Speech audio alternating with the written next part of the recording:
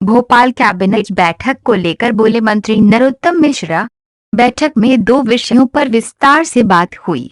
Corona और गेहूं खरीदी केंद्रों पर हुई चर्चा। पहले से 1000 ज्यादा खरीदी केंद्र बनाए गए हैं। अभी तक खरीदी केंद्रों में कोई दिक्कत नहीं आई है। किसानों की दिक्कत के लिए प्रशासकीय समितियां बनाई गई हैं। जितने नगर निगम हैं, जितने नगर पंचायत हैं, सभी के लिए प्रशासकीय समिति बनाई जाएगी। लोग अपने सुझाव उसी में दे सकेंगे जिस पर सरकार विचार करेगी। संवाददाता चंचल इंदौर की रिपोर्टर।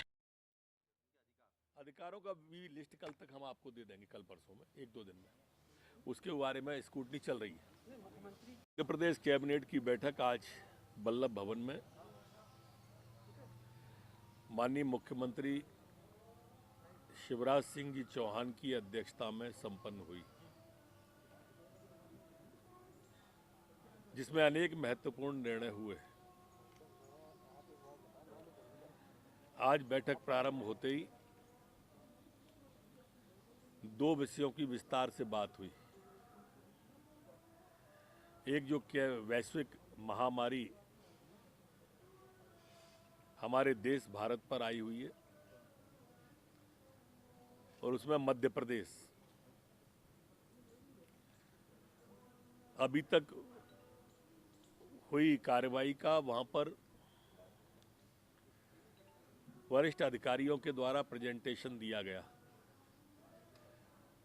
और विस्तार से माननीय मंत्रियों के द्वारा उसमें भागीदारी की गई और कई महत्वपूर्ण सुझाव भी दिए गए। इसी तरह से किसानों की जो खरीद थी, वो खरीद के केंद्र बढ़ाकर जो पहले 3500 के लगभग हुआ करते थे, 1000 से ज़्यादा केंद्र इस बार बढ़ाए हैं। 4900 तक, 4800 तक हो गए और बढ़ने की भी संभावनाएं प्रतीत हो रही है। ये सभी सोसाइटियों पर किसानों की खरीदी व्यापक स्तर पर चालू की। वो लोग जो आस लगाए बैठे थे कि एक साथ फसल आई है, एक साथ इतनी अच्छी फसल है तो किसानों को भगदड़ मचेगा, उनकी इच्छा पे तो सारा घात हुआ होगा। लेकिन किसानों की ये सरकार है, किसान का बेटा मुख्यमंत्री है मध्य प्रदेश सरकार का, माननीय शिवराज सिंह चौहान, और आप देखेंगे इतनी बड़ी खरीद एक साथ देश के अंदर मध्य प्रदेश में जो प्रारंभ हुई, एक दिन प्रारंभ करी, उसकी निश्चित तारीख तय करी। आज तक कोई भी दिक्कत आपके माध्यम से, चैनलों के माध्यम से नहीं आई है, और अगर आती भी है तो उसके निपटने के लिए प्रशासन मुस्तैदी से ध्यान दे रहा है, किसानों से सतत संपर्क भी कर रहा है।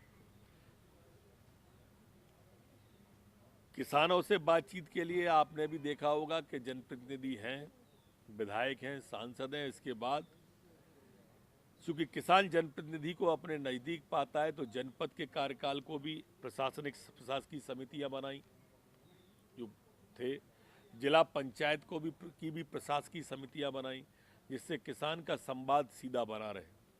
कोई भी दिक्कत हो तो वो अपने जनप्रतिनिधियों से कहता रहे। इसी तरह का निर्णय आज मध्य प्रदेश की कैबिनेट ने, मध्य प्रदेश की सरकार ने ये लिया है कि मध्य प्रदेश के अंदर जितने नगर निगम हैं, जितनी नगर पालिकाएँ हैं, जितनी नगर पंचायतें हैं, इन सभी के अंदर जो जनप्रतिनिधि चुने हुए थे, पार्षद, अध्यक्ष, नगर पंचायत के, नगर पालिका के महापौर, ये सभी जनप्रतिनिधियों की अब एक प्रशासकीय समिति बनाएंगे और ये प्रशासकीय समिति में ये सभी चुने हुए प्रतिनिधि अब काम करेंगे और अपनी राय शासन को देंगे। अपने जो नगर पंचायत में, नगर पालिका में, नगर निगम की सीमा क्षेत्र है, उसमें जो करने योग्य काम है, उस काम के ऊपर ये सभी ध्यान देंगे। इसी कड़ी में आज जो सम्मानित मंत्रीगण हैं, उनके लिए भी संभागों के प्रभार दिए गए हैं। मुझे स्वयं को भोपाल और उज्जैन संभाग की जिम्मेदारी दी है। ये कोरोना, किसान दोनों को विशेष रूप से देखेंगे माननीय तुलसी सिलावट जी को इंदौर और सागर की जिम्मेदारी दी गई है। माननीय श्री कमल पटेल जी को जबलपुर और होशंगाबाद संभाग की जिम्मेदारी दी गई है। श्री गोविंद सिंह राजपूत जी को चंबल और ग्वालियर संभाग की जिम्मेदारी दी गई है। आदरणीय सुश्री मीना सिंह जी को रीवा और शहडोल संभाग की जिम्मेदारी दी गई है। ठीक है, और तो कुछ नहीं पूछना आपको, इससे ज़्यादा चलाओगे हैं?